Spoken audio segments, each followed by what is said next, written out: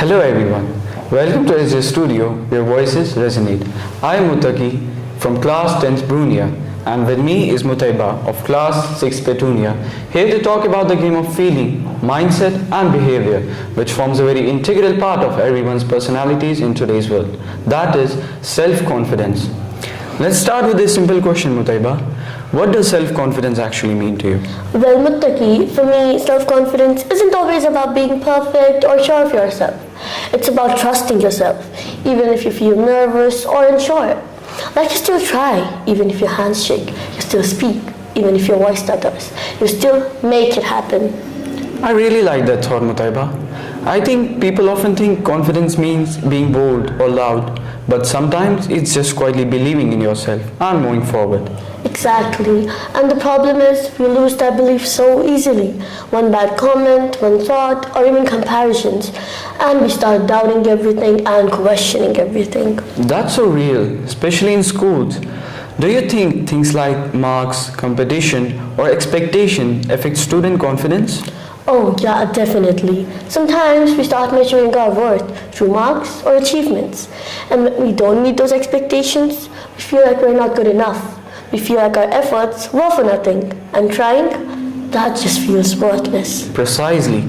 Social media adds to that, right? Oh yeah, because we're comparing our real life to someone else's highlights.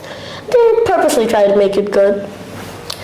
But in my opinion, confidence doesn't come from being better than others. It comes from improving yourself, even if you feel nervous or unsure.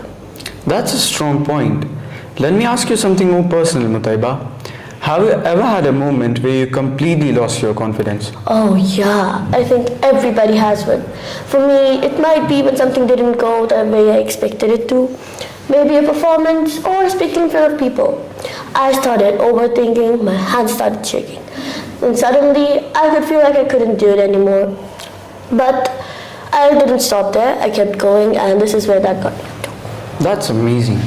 But for every person who keeps going, there's 10 of us frozen by fear. And I think that fear stays with the people. Why do you think we are afraid of failures? Well, it's probably because we attach it to our identity. We think if we fail, we're not capable.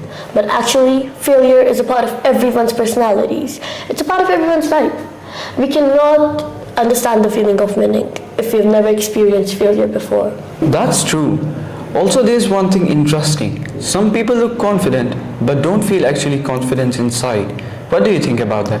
Well, that happens a lot. Some people act confident just to hide their insecurities. But actual confidence is when you're completely okay with yourselves, even if you're not perfect. That's deep. Now, tell us something about real confidence. Do you think that small things like our posture, eye contact, or the way we speak can actually help build confidence? Oh yeah, 100%. In fact, 110%. Some things like maintaining your posture, speaking with clarity, or even maintaining eye contact can really make you confident. Sometimes such actions train your mind. Your actions train your mind. I like that thought.